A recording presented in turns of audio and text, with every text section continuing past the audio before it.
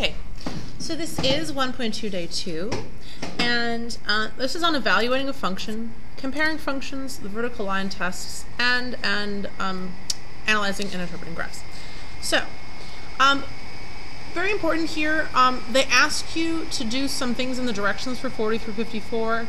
Really, I just want you to state the comparison. Exactly how did the final graph change from the original?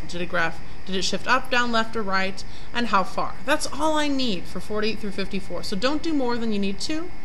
Also, for numbers 78 through 84, I only want you to do parts A and B, finding the domain and range, and that's it. Okay, so please make sure that you pay attention especially to these directions right here, because they limit the amount of stuff you actually have to do on this assignment, and that's a good thing, right? Right. So, number 1.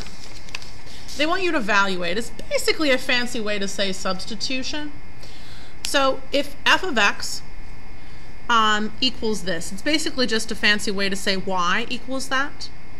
So the reason why we change it to f of x, f stands for a function. They're telling you that this equation is a function. And of x means that, yes, x is the variable that we could substitute into this equation to find a y that is paired with it. So it's just a fancy way to say y, and it helps us to determine that it is indeed a function. Okay? So f of -5 is basically saying if you substitute -5 into the function, notice I use parentheses before I square, that's important, it would look like that. So I get 25 plus 10, because negative times negative is positive, plus 7. And so f of -5 is 42. That means that if on this function you've got this kind of parabola going on there, if the x value is -5, the y value is 42. So there's a point on this curve, -5, comma, 42. Now, sometimes we don't have actual simple values, we have a quantity that they would like us to substitute. So if they want to substitute the quantity, I take this entire thing and I put it where all the x's are. So I would take x plus 4 and put it here. So that would be x plus 4 squared for that x. I would also take x plus 4 and put it there. So it would be minus 2 times that. And then plus 7. So I'm taking out this x right here and that x right there. And in their places I'm putting x plus 4. You see that? Then x plus 4 squared is x plus 4 times x plus 4. Here I would use the distributive property to get -2x minus 8. Obviously here I'm going to FOIL. First, outer, inner, last. I'm going to add those two together as well. -8, positive 7 is -1.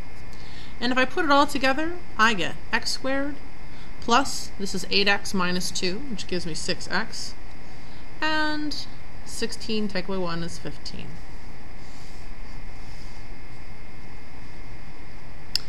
Finally, if I substitute in -x, again into the spots where the x's are here, and here into my function, it looks like this.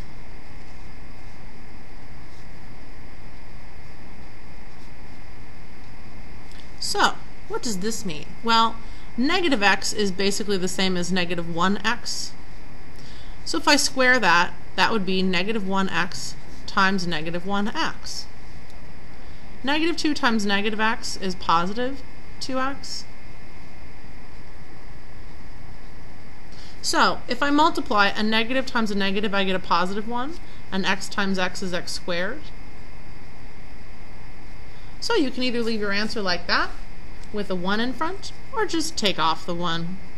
You don't need the coefficient of 1, and write your answer like that.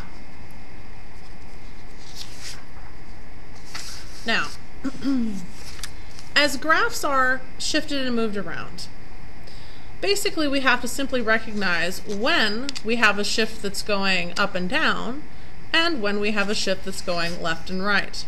So, the next page talks a little bit about that. So no matter what the function is, if you have, let's say, x as your function, if that becomes x plus 2, that plus 2 next to the x is talking about a shift of 2 up from the original graph. Or, if you have a different type of graph, x squared, and you change that to x squared minus 3, minusing 3 from the original function means that the new function has been shifted down 3 when you compare it to the original function of x squared. Notice how there's no parentheses, there's no square roots, there's nothing kind of containing the x with the 2. It's just x and then a plus 2, and they seem kind of as separate entities because they're two separate terms, and they are not contained together by anything, any notation. But down here, do you see this?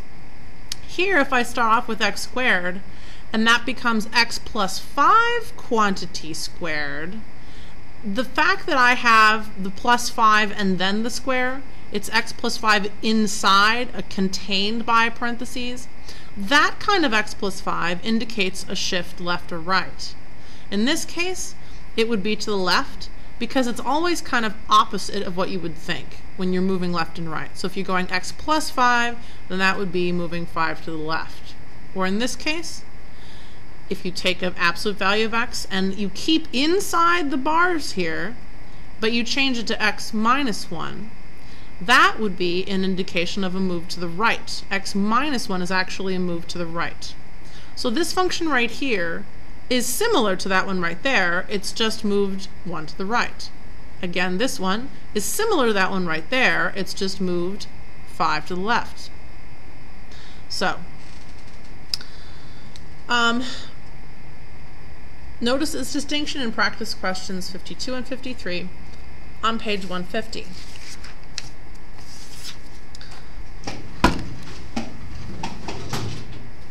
Actually, I think these are just extra examples here, but I can show you on 150.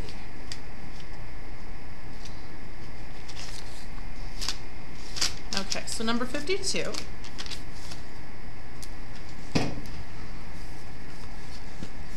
is right here. 52, that one right there. So you can see that this is the square root of x, and that's the square root of x plus 2. Do you see how the plus 2 is just free? That means that this graph is the original graph, just moved up 2.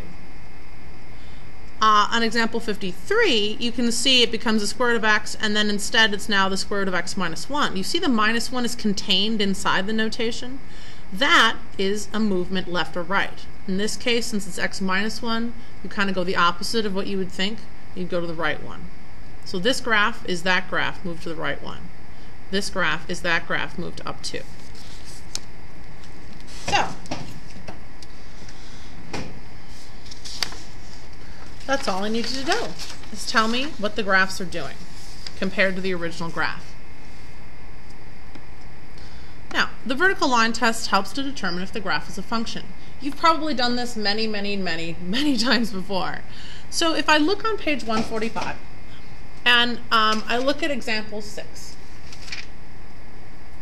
I can see if these are functions by simply taking my pen and saying, okay, if I set it right here, does it go through the graph in more than one place? Yes, so that's not a function.